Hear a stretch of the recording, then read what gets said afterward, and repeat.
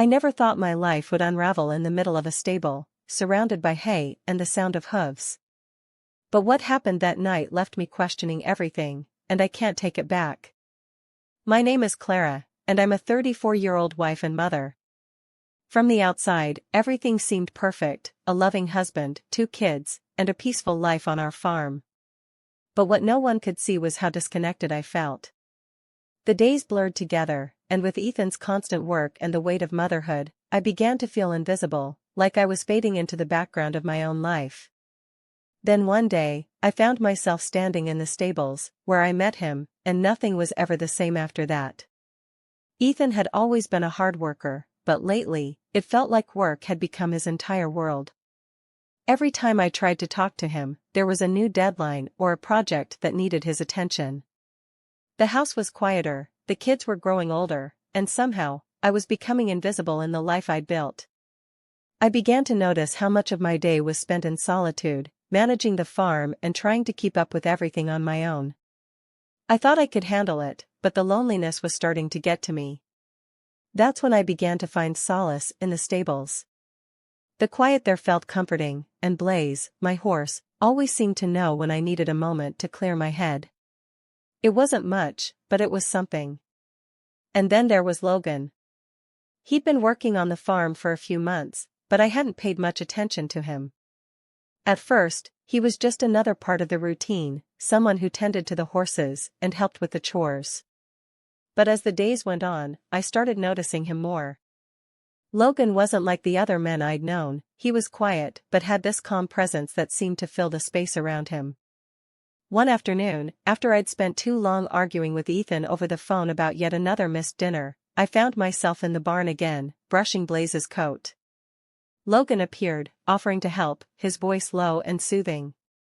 I didn't think much of it at the time, but there was something about his attention that felt different. He asked about my day, about how I was holding up with everything. It wasn't anything special, just casual conversation, but I found myself talking more than I usually did. Talking about how exhausted I was, how I felt like I was doing it all alone. Logan listened. And somehow, his eyes seemed to understand, something Ethan hadn't done in months. The next time I visited the stables, it wasn't the horses I was looking forward to seeing. It was Logan. Just the thought of our next conversation, of how easy it was to talk to him, became something I looked forward to. I didn't notice at first, but those small moments began to mean more than they should. A smile that lingered too long.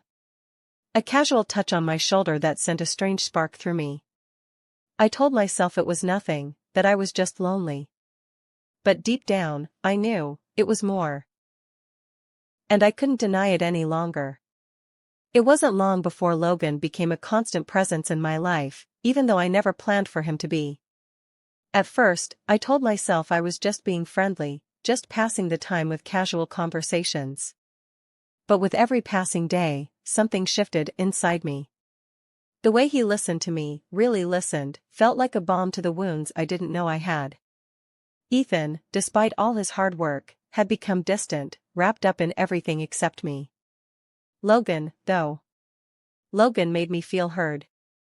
He made me feel noticed in ways that Ethan no longer did. At first, we kept things light, talking about the farm, the horses, the weather. But it wasn't long before those conversations went deeper. I started sharing more about myself, about the loneliness that had begun to creep into my marriage, the feeling of being invisible despite everything I was doing for our family. Logan was always patient, nodding as though he understood every word I said. He never judged me, never interrupted. He just let me talk, and that alone made me feel lighter, as if maybe, for once, I wasn't carrying everything on my own. I started finding excuses to visit the stables more often.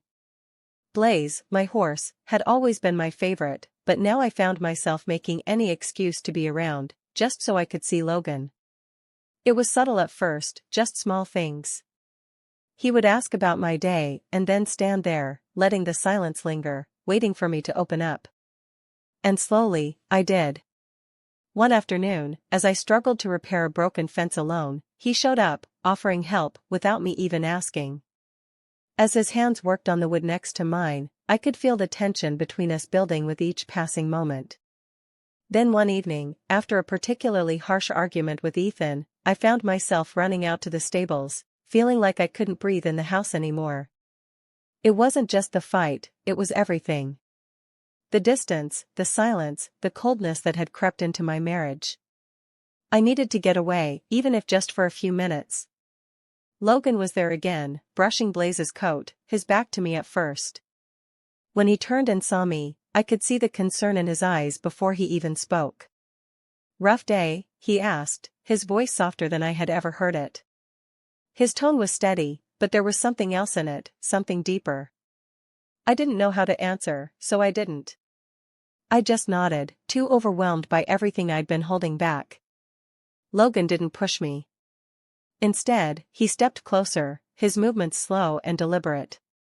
His hand brushed lightly against my shoulder, and I felt the warmth of his touch, like a spark that ignited something inside me. I didn't pull away. In fact, I wanted him to stay close, as if he was the only person in the world who truly understood me right then. His hand lingered for just a moment longer before he stepped back, his eyes searching mine, trying to read me without saying a word. I didn't know what I was feeling, but I knew I didn't want the moment to end. The silence between us wasn't awkward, it was charged, like the calm before a storm. I wasn't sure what it meant, but I couldn't deny how much I wanted it to mean something.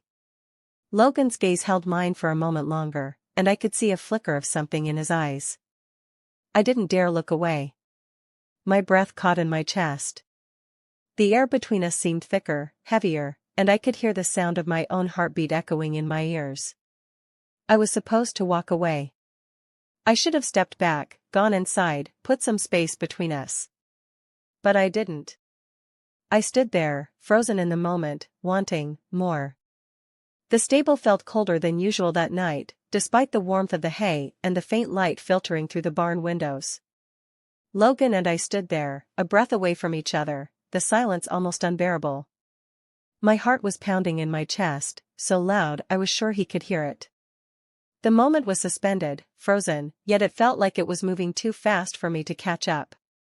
His eyes, dark and intense, never left mine, as if he could see every part of me, every thought I had been trying to bury. I wanted to pull away, to stop it before it went too far, but I couldn't. My body was betraying me, aching for something I couldn't name. He took a step closer, and the air between us felt charged, thick with tension. My mouth went dry. I could feel the heat of his breath, the proximity of him. His hand brushed lightly against my cheek, and my skin burned where he touched me. It was a touch so soft, yet it ignited something deep within me, something I hadn't felt in years. His fingers lingered for just a moment longer than necessary, sending a rush of heat through my veins. And then, without thinking, without asking myself what I was doing, I closed the distance. His lips brushed against mine tentatively at first, hesitant, like he was waiting for me to pull away. But I didn't. I kissed him back. The kiss deepened almost instantly, like something we'd both been holding back for far too long had finally broken free. It was slow at first, as though we were both trying to savor the forbidden nature of it. But soon, the urgency took over. The years of frustration, of longing, of feeling invisible, all of it was flooding back in that kiss. In Logan's arms, I wasn't just Clara, the wife, the mother, the woman who had been neglected. For once, I was someone who was desired, someone who mattered. I could feel his hands on my back, pulling me closer, and I let him. I didn't stop him. I didn't stop myself. For a brief moment, everything else fell away. The house, Ethan, the responsibilities of being a wife and mother, they didn't exist in that space. It was just Logan and me, and the loneliness that had gnawed at me for so long was gone. But then, as quickly as it happened, everything snapped back to reality. The guilt hit me like a physical blow. I pulled away from him, my breath shallow, my chest tight with panic. The stable, once so quiet, now felt suffocating.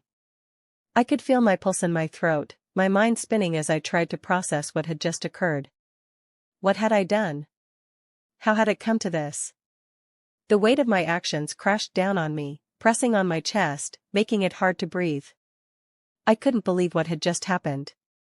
I had kissed him, really kissed him, and now there was no going back. Logan stood there, his face unreadable, his lips still slightly parted as if he too was processing what had just transpired. His eyes were dark, searching mine, and for a moment, I saw something there. Regret? Longing? Or was it something else? I didn't know. All I knew was that I couldn't undo what had just happened. The guilt was overwhelming, suffocating. I could see Ethan's face in my mind, could almost hear his voice asking what was wrong, why I'd been distant. How could I face him after this? How could I ever look at Logan again without wondering if this moment would haunt me forever? I wanted to run. To leave, to forget that any of this had ever happened. But my legs wouldn't move. I just stood there, breathing heavily, my mind racing. My chest tightened, and I felt trapped in the reality of what I had just done. I was ashamed, yes. But I couldn't deny that there was a part of me that felt something else, a small, dangerous part of me that didn't want the moment to end. It was a part of me I had kept buried for so long, but now it was awake, and it wasn't ready to let go. The days after that night were a blur of anxiety and guilt. I couldn't stop replaying what had happened, over and over again, in my mind. The way Logan had kissed me, the way I had kissed him back. Each time the memory came to me, a sharp wave of nausea hit me, but there was also a strange emptiness that lingered, a void that I couldn't explain. I avoided Logan after that. I couldn't face him. The weight of what we'd done hung over me like a storm cloud, following me wherever I went. I stayed away from the stables, and when I did have to go near them, I could barely bring myself to look at him. He kept trying to talk to me, but I would either make excuses to leave or simply walk away. I couldn't bear it, couldn't bear the reminder of my own weakness, of the lie I'd just woven into my life. Ethan started to notice, of course. He always did. He'd been distant for so long, but now he seemed to be paying more attention, his sharp eyes tracking my every move. At first, it was small things. The way I flinched whenever he touched me, the way I couldn't meet his eyes anymore. The change was subtle, but I could see the concern creeping into his expression. I knew him too well, he was starting to suspect something. I could feel it in the air, a silent tension that neither of us wanted to address. But I knew, he knew that something was off. I just couldn't tell him. I couldn't confess the truth, not without tearing everything apart. The guilt twisted inside me, sharper with every passing moment. I started avoiding Ethan even more, keeping busy around the house, pretending to be fine, pretending that everything was normal. But nothing felt normal anymore. The lies began to build on themselves. I didn't know how to act, how to be the person I was supposed to be when all I wanted to do was crawl out of my own skin. I thought about telling Ethan, but the fear of what it would do to him, to us, stopped me every time. I couldn't bear the thought of breaking him, of losing the life I had built with him.